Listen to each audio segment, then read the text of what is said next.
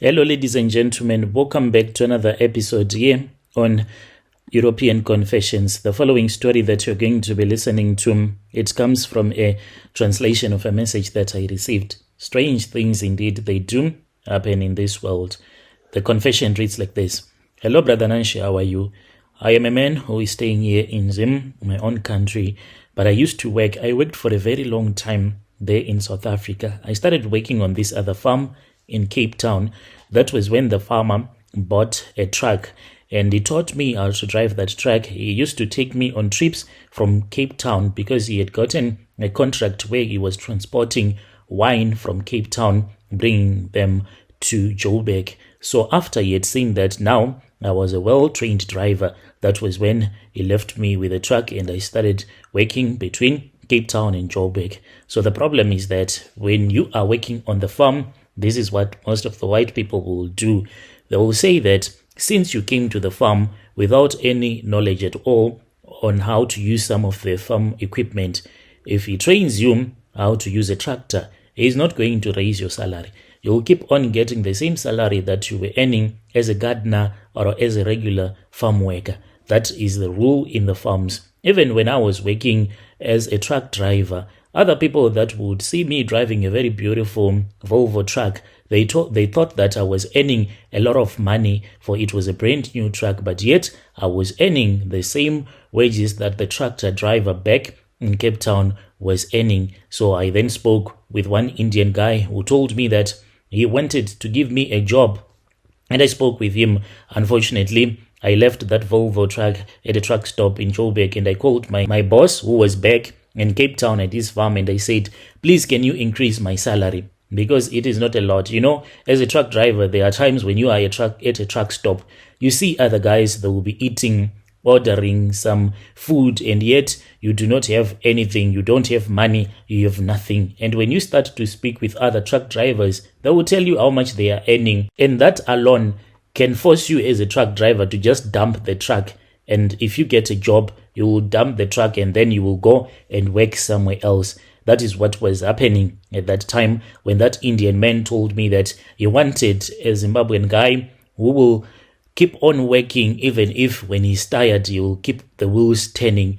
That was when I met my friend. So this friend of mine, he was working for another Indian guy. He was also a truck driver. All of a sudden, this guy, he became wealthy after he had bought his own haulage truck. And I thought that maybe he had done some rituals. So I do come from Mutare, even though I had one of my auntie whom we suspected that she was a ritualist because she had so many fishing boats there in Mozambique. And she was quite wealthy according to the standards of living there in Mozambique. We always suspected that she would have done some rituals. I approached her one Christmas holidays when I had gone back to Zim. I told her that there was this other friend of mine. Suddenly, he had bought trucks, and the way that he was making money, it was just unbelievable. My auntie then took me to Chipinge, where she said that was where she had done some rituals. When I went there, that was when I was made to swear an oath that I will sacrifice my own son after I would have managed to buy my own truck. That traditional healer said, one morning you are going to wake up and you are going to see that in your truck, when you would have woken up, there will be a card box that will be full of money. Do you want this money to be in US dollars or do you want this money to be in South African rands? And I said, since I intend to buy this truck in South Africa, I would appreciate it if you convert the money already so that I won't have to do any work of converting the money from US dollars to the South African rand. I would appreciate it if I can just see this magic money as South African rand. And he said, it is okay. Remember what I have told you. This is a promise that you have to keep. You need to keep this promise. Do you understand me? And I said, yes, indeed, I'll be able to keep that promise. I returned back to South Africa. I worked until I had forgotten about the rituals that I had done.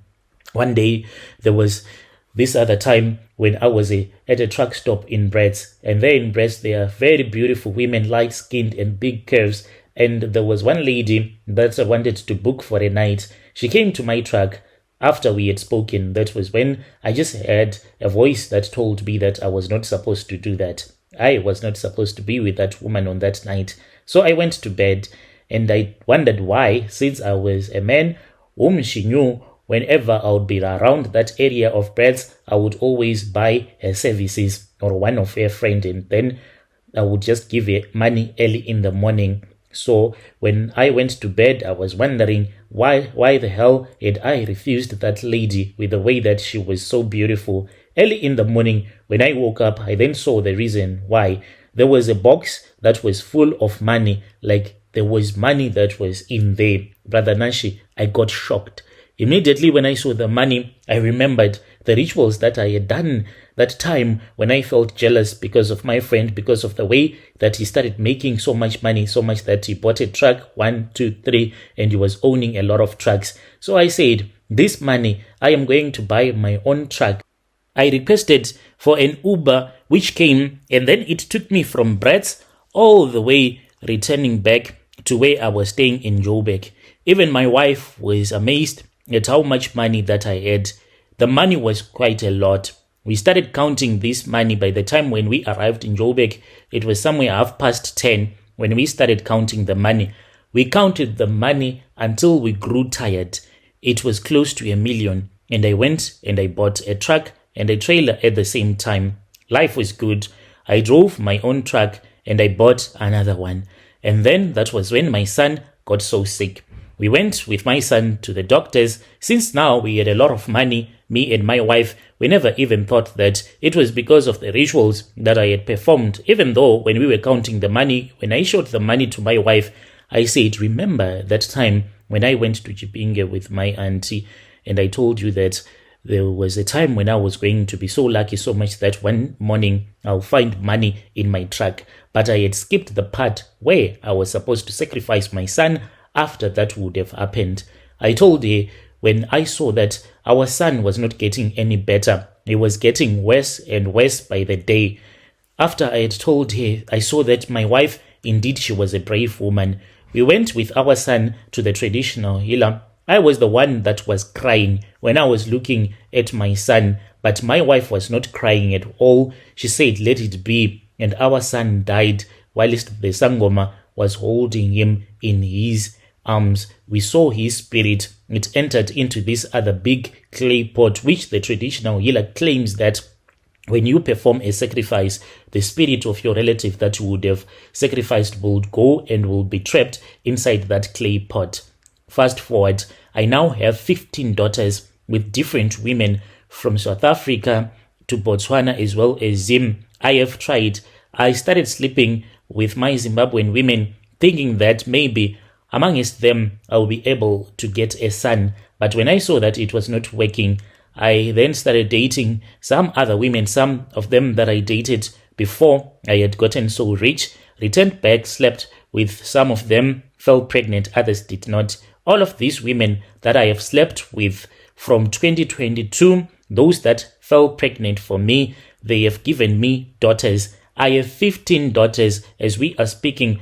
It is like a crash, Brother Nashi. These kids, they are all the same age, almost the same age, and I really do not know what am I supposed to do. I need a son so that at least if I die, if it happens that today I will die, my son will be the one that will take care of this business that I started. I don't want my daughters to be the ones that will be responsible for everything, because what will happen is that if I leave all of these things to my daughters, their husbands, they will just take over. What will I have done? And I was the only son that my father had. And I know that if I die without a son, then it means that my father's name will be forgotten forever. I have created my mini empire. But what is the use of me having this empire when there is no one who will take care of the empire, the little business empire that I built after I would have died? As for my friend, the one that I met who then ended up buying a truck, whom I thought that he was a ritualist. This guy, I later found out that my friend got rich by stealing diesel. He even confessed to me that when he started working for his Indian boss, the guy did not have an experience when it came to transporting diesel. So this was what they used to do. He was trained by another senior driver at that company who was a South African guy who had started with that Indian boss of his. What they would do is that they would go to deliver the petrol or the diesel at a service station. When they would have arrived there, he made sure that he would park the truck in such a way that it will be tilted just a little bit, so that when they drain the diesel or the petrol, they'll think that it is all done in that tanker, but yet there will be more fuel that will be left. He would drive to those guys that buy the illegal fuel and then they will resell it in the black market. That is how he was making money. He said that guy, he had a farm just outside of Beckersford and he's into cattle breeding. So he taught him and he started doing the same thing. He would go to a fuel service station and park his truck in a way that they won't be able to empty all the fuel from the tanker. And then he would go to those guys that buy the fuel from him and then they will sell it illegally. That was how he was making his money. And we did not know that this was how he was making money. He said by the time that he bought his first truck, he made a bold move. He had been informed that there was a new fuel service station that was going to be opened. So they went there to deliver. But instead of going with fuel to that service station, they had made a deal with another guy from another service station. They went and they emptied the tanker there, and then they went and they took some water from another dam, filled the tanker, and they dumped it, and they returned back to the depot. Since it was a deal that they had planned with some guys that were working at the depot, then he took fuel again and he went to that new service station that had been opened, and that was when they made that delivery, the legit delivery. From that point, that was when he said he raised enough money to buy a truck. When he told me this story, I nearly collapsed. We were at this other restaurant. I felt myself getting so hot. I was sweating. I did not know that this guy, he had managed to get rich by stealing diesel, not by becoming a ritualist like I had done. I was shaking and I was filled with regret. But it is what it is. Brother Nashi, this is my own story. I don't know if there will ever be a woman that will give me a son. That woman, I will give her everything that I own. Dear listeners, right there was a message that was sent to me by one of our brother. Strange things indeed, they do happen in this world.